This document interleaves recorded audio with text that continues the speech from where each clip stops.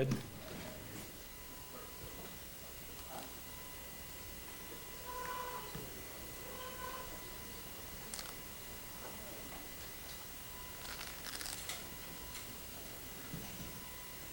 All right, you're set. Anybody needs a white balance or a sound check? You guys try to get your sound now so that they're down. Good. Sound check for you, sir. Yes, please, just 1 second, sorry. Plugging in. You're good, sir? How are you, sir? You want to check that real quick? Yeah, I am. Anybody else? Just got cutaways before I go get over. Plugged in, sir? Okay. Everybody else is thumbs up. Thank you. Okay. You got sound? Yes, sir. Okay, very good.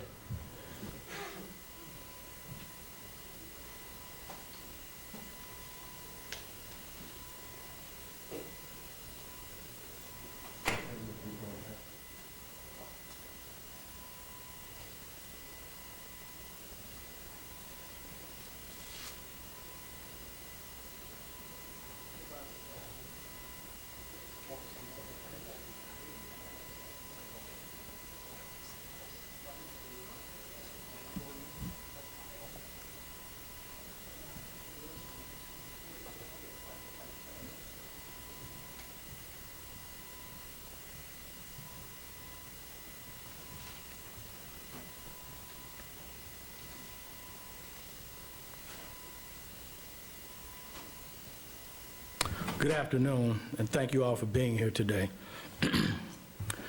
We're here to announce that 3 individuals have been charged with the brutal murder of missing 19-year-old Marlon Ochoa, a wonderful young woman and expectant mother who was 9 months pregnant at the time of her disappearance in late April. For the past 3 weeks, Area South detectives have worked tirelessly following up on leads, interviewing witnesses, and gathering evidence in an attempt to locate Marlon. On the 7th of May, CPD received a break in the missing person investigation and learned that Ms. Ochoa was in communication with one of the offenders, which brought us to the area of 77th and Pulaski. Ultimately, DNA evidence and interviews led us to the 3 offenders that are now charged. I'm sad to report that on the 14th of May, detectives executed a search warrant, and our investigation took a terrible turn while at the residence on the 4100 block of West 77th Place.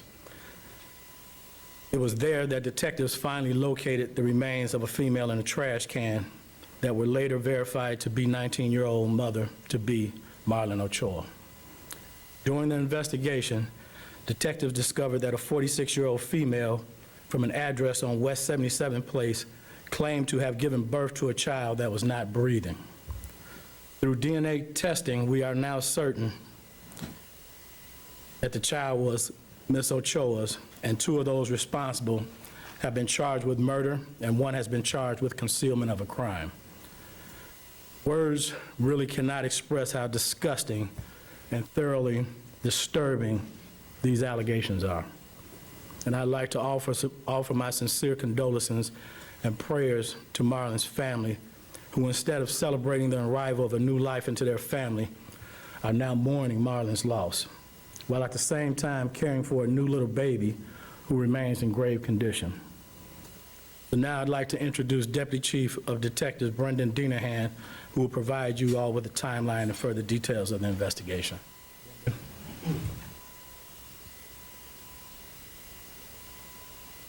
Good afternoon.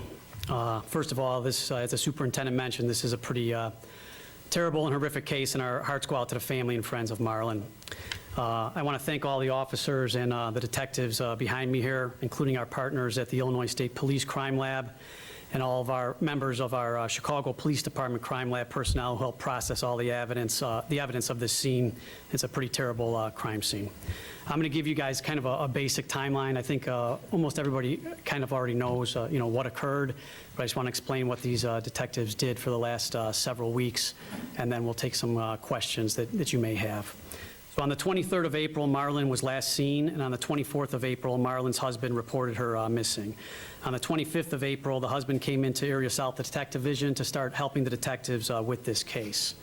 So from the 25th of April through the 7th of May, detectives are basically working with the family and friends trying to locate Marlon and her car. It's during this time frame we don't have any reason to believe that she's in the area of 77th and Pulaski. This is not where she doesn't have any friends out there. This is not where her school's at 25th in California. Her residence is at 60th and Honoree, and that's when we're continuing just to work with her family and friends to try to figure out where she is.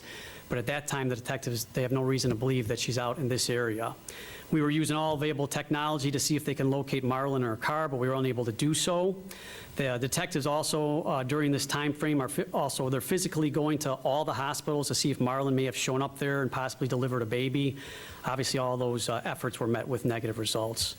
As the superintendent mentioned, it was on the 7th of May where this case took a turn. Working with one of Marlon's friends stated to the detectives that Marlon was on a chat site on Facebook. She gave the detectives the proper information, and the detectives at that point were able to get into and see that chat site. At that chat site, they found out that Marlon was in contact with Clarissa Figueroa, who is our charged offender at this time, and she was involved in this Facebook group. So the detectives now learn on this day Marlon went missing, and she arranged to go out there to pick up baby clothes or some baby items from this lady at 79th and Pulaski. We're able to run the particulars on Miss Figueroa, and we get her address of 4100 West 77th Place, and detectives go directly to that address, and they knock on the door, and they're met with our offender's daughter, Desiree. The detectives really did a really nice job here, because you got to understand, I know we have all the information now, but at this point, the detectives are just knocking on a door. We don't know anything at this point. And they talk to Desiree for a while, and they're able to kind of solicit from Desiree, well, where's your mom at? My mom's at the hospital. Well, how come? She had some issues with her legs. And then they continue to talk to her, and Desiree says, well, my mom also did just deliver a baby. So at this point, you know, the detectives obviously are understanding what's going on here. They search the area, and the detectives actually find Marlon's vehicle at 7721 South Keeler, which is not far away. So at this point, our detectives are kind of fully aware of what's going on, right? They know the missing went to the above location this very same day on the 23rd of April. They now interview the offender's daughter, who gives an extremely odd story about her mom delivering a baby, and the detectives locate Marlon's car in the area. So we kind of know where this is headed. The detectives are starting to work with their supervisors. We're trying to devise a plan to gather more evidence and start talking to these possible suspects, because it's still now we don't really know what we have. The detectives on the 7th of May, they do go to the hospital and they do a basic interview with our offender, Clarissa. She denies that Marlon came to the house on the 23rd of April, but she did admit to knowing Marlon and meeting her in the past. So from the 8th to 13th of May, over the next several days, detectives subpoena the hospital records, and they're trying to retrieve all the DNA evidence from all the parties involved. So you have Clarissa, who's saying that she had this baby. We recovered DNA from the baby and the actual father. And at this point, we're fully aware which direction, like I said, this is going, but we're completing all the necessary steps. We're getting all of our evidence lined up in order to confront Clarissa. We're working with our Illinois State Police crime lab members. We determined Clarissa is not the mother through DNA, and that Giovanni is the actual father. Unfortunately, we still hadn't located Marlon at this time, but at this point, we have enough evidence, and on the 14th of May is when the detectives, along with crime lab personnel, execute the search warrant at 4100 West 77th Place. There's bleach and clean solutions were discovered at that time, and the 4 individuals who were at the house were brought into Area South for interviews. Later on that evening, while detectives are doing their search, they find a garbage can on the premise, which is it's kind of in a hidden area on the premise, and unfortunately, that's when they discover the remains of Marlon. The medical examiner obviously gets all that information, and on the 15th of May, the medical examiner states the cause of death is strangulation. And the device used to strangle Marlon is also recovered, along with other items in that garbage can. The medical examiner stated the cause of death was strangulation, and the device used to strangle Marlon, and along with other items, are recovered in that garbage can. Our crime lab personnel stay on the scene of this residence, and they're sifting through everything in the house, and they're finding remnants of burnt clothes. They're finding some blood indication on the living room carpet, some blood indication on the hallway, some blood indication on the bathroom floor. And then the detectives who actually aren't here right now are the detectives who are still back at Erie South interviewing people. But last night at 1:30 in the morning, due to some pretty skillful interrogation, Desiree Figueroa, who is the daughter of the mother Clarissa, she confesses that she assisted her mother strangling Marlon. So at that point, we were able to charge all these offenders. All right, we'll take questions if you all have any. Okay, let's look at what the crime was. You know, only they know that. We can only assume raise the child as their own. For the Facebook of my name was not charged before. All the evidence was on her Facebook. The post was public and everything was there. Why waiting until get a key? Again, we didn't get the break in that case until the 7th of May. Okay, there's a lot of evidence to pour over. Once we got that information, you still don't just, this is not TV, this is real life. So we still have to gather the evidence that we need to properly charge the individuals responsible. Do you know what you said the device was used to strangle her, and also how was the baby removed? Did you cover it at night? You know, I tell you this, we have to be mindful that there's a family out there grieving and hoping for a miracle for this young baby. So those details we'll just kind of leave out for right now in respect to the family. Superintendent, there was a distress call or a call about a baby in distress to that house on, I believe it was 1524. In retrospect, should that baby, that call, been investigated by, if not the police department, the hospital? So I won't comment on the hospital. You have to ask them their protocols and procedures, but what I can tell you is this. On that particular day, there was nothing to tip us off that those two things were related. Just wasn't. Can I ask a follow-up regarding the DNA test? What was the date that Clarissa was submitted to the DNA test? Was it on, I don't think you said it was prior to that. Clarissa didn't submit to one, right? Can you clarify that when it was? When the detectives went to interview Clarissa on that 7th of May, once everything was going on, and we were able to get DNA from her on the 8th of May. So if the hospital prior to that had not determined that this baby was not a DNA match to the woman who said who claimed it was her? Once again, I'm not going to comment on Christ Hospital's, their protocols. I don't know I don't know hospital protocols. I don't think they DNA swab every single baby and mother, but I don't know that, so I can't comment on Christ Hospital's protocols. The detectives, obviously, like I said, once they got to this house and they interviewed Desiree and they interviewed Clarissa, they knew we got to get DNA off these people. We got to do our detective investigation to prove this case. I can't comment on hospital protocol. She killed the day she went. Unfortunately, yes, the timeline is Clarissa goes over there on the 23rd of May, and we have this evidence now, 23rd of April, I apologize, 23rd of April, and we have this evidence supported by, technology with her car. We see her in her car driving in the area, 79th and Pulaski. And then it's 4 hours later that our defendant, Clarissa, calls 911, is standing out on the street with a newborn baby, stating that I just had a baby. So unfortunately, within this very short time frame, our missing was they already killed our missing. What was the device you mentioned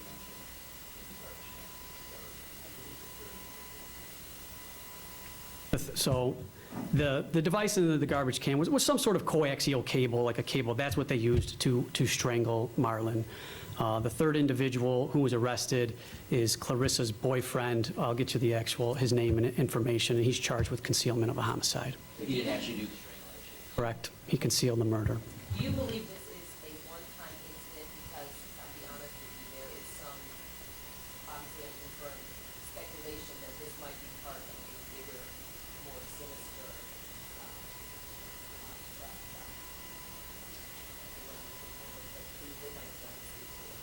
So obviously, we solicited the confession. We're going to now, at this, we're going to obviously go through Facebook and whatever else we can to see if, obviously, if they have attempted to lure anybody else over there in the past. With that said, it appears from our interviews that this was the first time that they did this. And unfortunately, I understand everyone looking back and playing armchair quarterback, it's like all these red flags that happened on the 23rd of April, but these defendants also, were not that wise. I mean, the body's in a garbage can on the premises with the murder weapon inside, and we were still able to get it, that much later. So I don't know. We're going to look at that, obviously, but I don't believe that that's the case.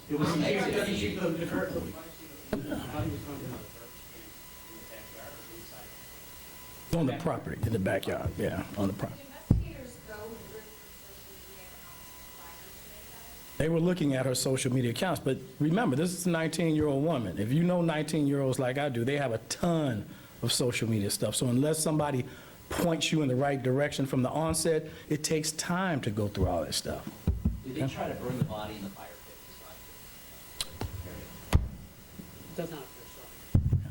All right, one more question. Had the suspects here recently lost a child?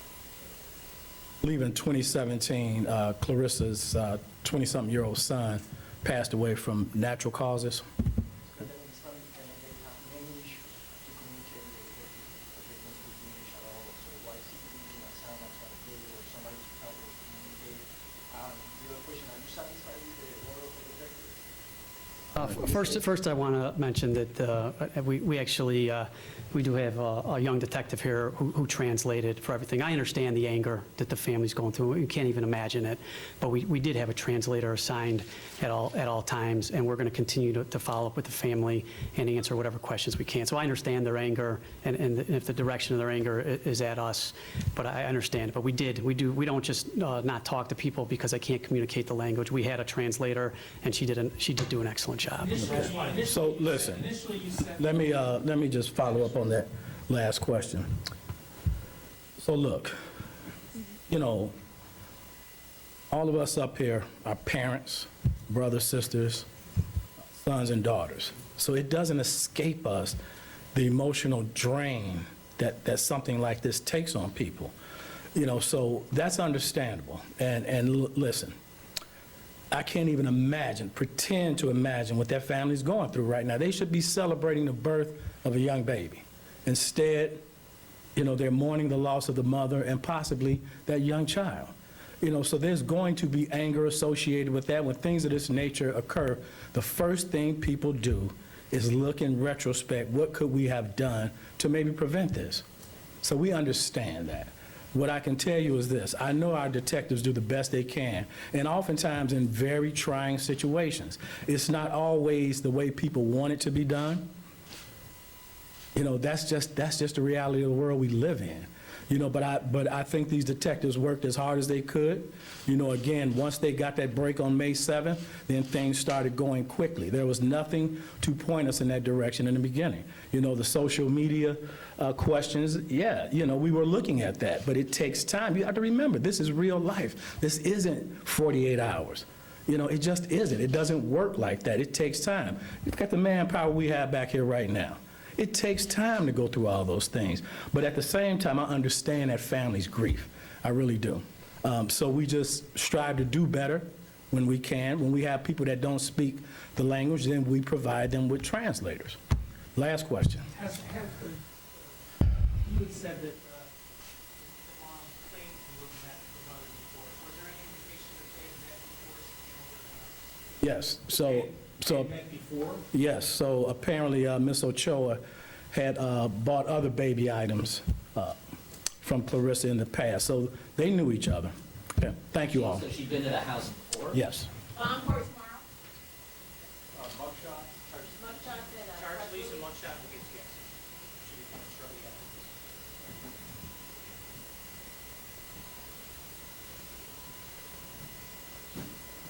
Let me grab your note for that.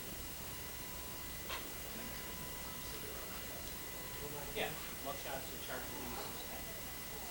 Nice and tight. Now this is over. No problem.